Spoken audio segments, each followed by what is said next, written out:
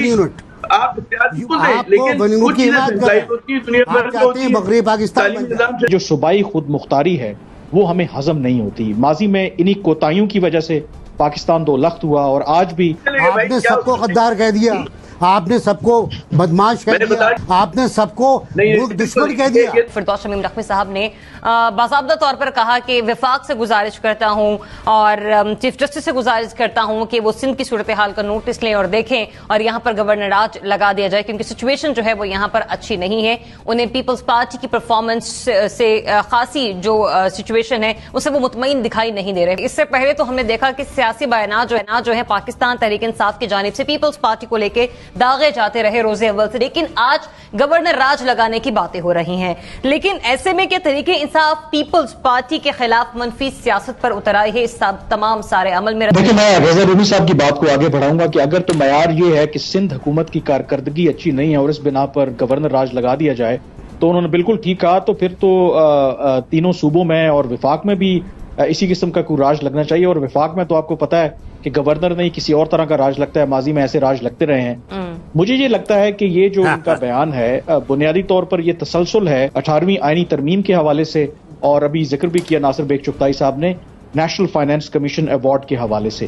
اور یہ بڑا افسوسناک پہلو ہے کہ ہم اتنے عرصے کے بعد بھی نہ تو ہم نے اپنی ماضی میں غلطیوں سے سبق سیکھا کہ ہم شاید ڈرتے ہیں کہ جو ڈی سینٹرلائزیشن آف پاور ہے وہ ہمیں ہضم نہیں ہوتی. ماضی میں انہی کوتاہیوں کی وجہ سے پاکستان دو لخت ہوا اور آج بھی شاید ہم اسی ڈیبیٹ کے اندر گھوم رہے ہیں. ضرور ڈیبیٹ ہو سکتی ہے 18ویں آئینی ترمیم کے حوالے سے, اگر اس میں نقائص ہیں اس پر بات ہو سکتی ہے.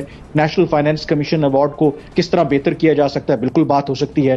لیکن اس کے پیچھے اگر نیت یہ ہے کہ آپ صوبائی خود مختاری کے مخالف ہیں, دیکھیں اس وقت تحریک انصاف کی وفاق میں حکومت ہے, 3 صوبوں میں ان کی حکومت ہے, صرف سندھ ایسا صوبہ ہے جہاں پہ اپوزیشن جو ہے وہ برسر اقتدار ہے. تو آپ کا کام ہے کہ ضرور اپوزیشن کریں, ان کی کارکردگی کے اوپر تنقید کریں, بالکل آپ کا حق بنتا ہے, اسمبلی کے اندر کریں, میڈیا کے اوپر آ کر کریں, لیکن ایٹ دا سیم ٹائم کوشش کریں کہ جو آپ کے پاس وفاق میں آپ کو حکومت ملی ہے اتنی جدوجہد کے بعد جو آپ کہتے ہیں, اور جو 3 صوبوں میں آپ کے پاس حکومت ہے, تو آپ اپنی توجہ اس کے اوپر مرکوز کریں. لیکن اس طرح کی دھمکی دینا, اس سے یقیناً ایک بد اعتمادی پیدا ہوتی ہے فیڈریشن, وفاق اور صوبوں کے درمیان. بالکل. عامر ضیاء صاحب, آپ کیا سمجھتے ہیں کہ منفی سیاست نہیں ہے پاکستان تحریک انصاف کی سندھ میں؟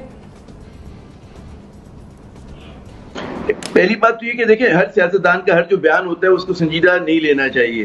ہماری سیاست میں ہر طرح کے بیانات دینے کی بڑی عادت ہے, اور ایک پی ٹی آئی نہیں کرتی, سب پارٹیاں کرتی ہیں. تو یہ لوکل لیول کے اوپر پالیٹکس ہو رہی ہے, اس میں پیپلز پارٹی کے لوگ بھی بہت مضبوط بیان دیتے ہیں, سخت بیان دیتے ہیں, اور پی ٹی آئی بھی اس کے جواب میں دیتی ہے. ظاہر ہے کہ ایک فورس وہ ہے کہ جو اپنا قلعے کو بچانا چاہتی ہے, اور ایک طاقت وہ ہے کہ جو اس میں گھسنا چاہتی ہے, اس میں اپنے لیے جگہ بنانا چاہتی ہے. بات یہ ہوتی ہے کہ پاکستان جیسی جو پسماندہ ریاستیں اس کے اندر سینٹرلائزیشن کی بھی ضرورت ہوتی ہے بہت ساری چیزوں میں, تاکہ آپ ایک قوم بنا سکیں, نیشن بلڈنگ کر سکیں. تو یہ کوئی گالی نہیں ہے اگر آپ کہتے ہیں کہ جی ہم سینٹرلائز کچھ چیزوں کو کرنا چاہتے ہیں. تو بات یہ ہوتی ہے کہ آپ جو ہے ہر آدمی جو ہے یا ہر سیاستدان یا ہر پولیٹیکل پارٹی اپنے مفاد کے ساتھ کام کر رہی ہے.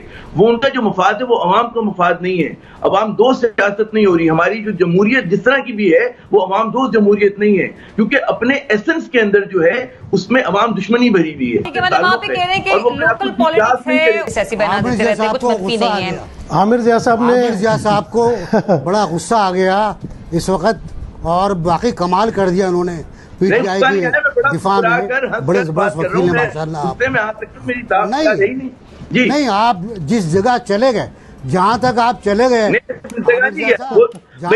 چلے گئے نا, بہت لمٹ ہے. آپ نے سب کو غدار کہہ دیا, آپ نے سب کو بدماش کہہ دیا, آپ نے سب کو ساہوکار کہہ دیا, آپ نے سب کو نااہل کہہ دیا, آپ نے سب کو ملک دشمن کہہ دیا. یہ تو آپ الفاظ آپ نے سب کو ملک دشمن کہہ دیا. میرے منہ میں دے رہے ہیں آپ الفاظ. میں نے کہا کلاس کریکٹر جس کا جو ہے اس کے حساب سے کام کرے گا. نہیں آتا, آپ کو این ایف سی ایوارڈ نہیں آتا, آپ کو 18ویں ترمیم کے خلاف کمپین نظر نہیں آتی, آپ کو کچھ نظر نہیں آتا. ہاں تو اگر ہے تو بری بات نہیں ہے. 18ویں ترمیم آسمانی صحیفہ ہے, اس کے خلاف کیمپین نہیں ہو سکتی. جیت کے آئی ہے یار, میں تنقید کرتا ہوں اس کے اوپر, اس میں کوئی بڑی بات نہیں ہے. اگر پیپلز پارٹی انتخابات جیت کے نہیں آتی کبھی حمایت نہیں ہوتی اس کی. آپ چاہتے ہیں بن جائے 1 یونٹ, آپ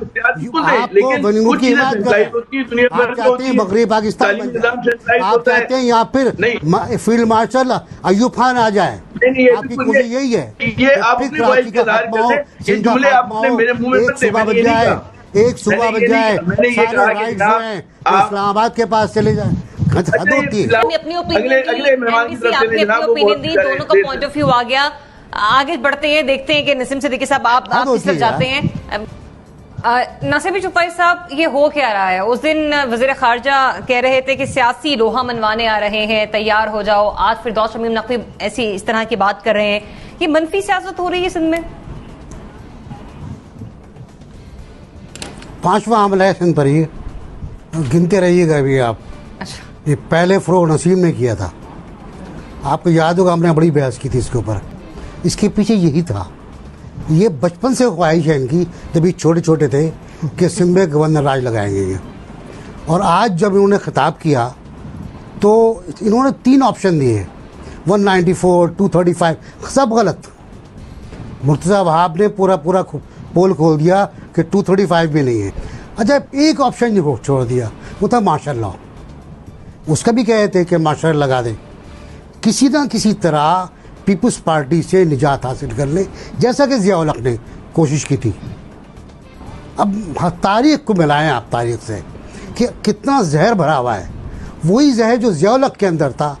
अच्छा, ये इस तरह मजलूम बना रहे हैं इनको, पहली बात। दूसरी बात, ये हज़ारों ख्वाहिशें ऐसी कि हर ख्वाहिश पे दम निकले।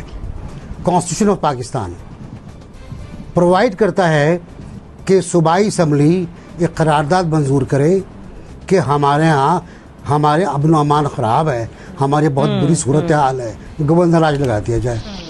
पहला, अगर ये ना हो पाए, हालात बहुत ख़राब हों, तो वफाक पार्लियामेंट से कहे कि वो करारदाद मंजूर करके उसको राइट दे कि वहाँ गवर्नर राज लगा दे। पार्लियामेंट में आपके पास मेजॉरिटी नहीं है, तो दोनों रास्ते ख़त्म हो गए। तीसरा माशाअल्लाह का है। अब आप कहाँ जाएंगे? आप यही बातें करते रहेंगे। सरोमी साहब, आप समझते हैं कल तक तो सिर्फ सियासी बयान देने की बातें थी, इधर से बयान आ गया, उधर से बयान आ गया, आज गवर्नर राज की बात है। ये मनफी सियासत नहीं है पाकिस्तान तहरीक इंसाफ की? जी बिल्कुल, इसमें तो कोई शक नहीं है कि बिल्कुल ये अजीबो गरीब बात है। फिर से वही बात दोहरानी पड़ेगी कि ये वो मौका है कि जहां पर तमाम पार्टियों को और हुकूमतों को फेडरल और प्रोविंशियल लेवल के ऊपर मिलकर काम करना चाहिए। और जो मुल्क के 2 बड़े मसले हैं इस वक्त, सेहत आमा का और मईशत का, उनको ठोस बुनियादों पर लोगों को रिलीफ देने के लिए हल करना चाहिए। मगर यहाँ तो उसके बिल्कुल उलट हो रहा है। रोज ये एक नई जो है वो टेंटा खड़ा किया जाता है। अब गवर्नर राज की बात हो रही है, तो वाकया ये है कि ये जो है फेडरल गवर्नमेंट का सिंध के ऊपर और जो ये मुस्तकिल एक हमला है, ये बिल्कुल भी मुनासिब बात नहीं है। नॉर्मल सर्कमस्टांसिस में सियासत होती है, लेकिन आजकल के जिस तरह के हालात हैं उसमें तो ये बिल्कुल अवाम के साथ ये ज्यादती है कि आप बजाय इसके कि अवाम के लिए कोई रिलीफ करें, कोई आगे का रास्ता दिखाएं, आप रोज जो है वो तनकीद के नश्तर बरसाएं। तो ये एक लंबी दास्तान है। ये इसमें जो है बहुत ही मनफी और गैर संजीदा सियासत है। बजाय इसके कि कोई ठोस बुनियादों के ऊपर काम हो, लोगों को इन्हीं बातों में उलझाया जा रहा है और गलत डायरेक्शन की तरफ लेकर जाया जा रहा है। कामरान, आपकी तरफ आऊंगी। देखिए, ये चार्टर ऑफ डेमोक्रेसी में पीपल्स पार्टी और पीएमएलएन के दरमियान हुआ, उस वक्त से ये उनका मुतालबा रहा है। बल्कि उन्होंने ये ऐद भी किया था कि जब इक्तदार में आएंगे तो वो नैब को खत्म करेंगे। लेकिन हमने देखा कि 5 साल हुकूमत रही पीपल्स पार्टी की, उन्होंने नैब के हवाले से कुछ नहीं किया। फिर 5 साल पीएमएलएन की हुकूमत रही और वो चुप करके बैठे रहे। और बाद में शाहिद खाकान अब्बासी ने मुतअद्दिद इंटरव्यूज में इस बात का एतराफ किया कि ये उनकी और पीपल्स पार्टी की बहुत बड़ी कोताही थी और गलती थी कि जब उनके पास मौका था, पार्लियामेंट के अंदर मेजॉरिटी भी थी, अगर नैब को बंद करना था या रिफॉर्म्स लाने थे, वो उन्होंने नहीं किए।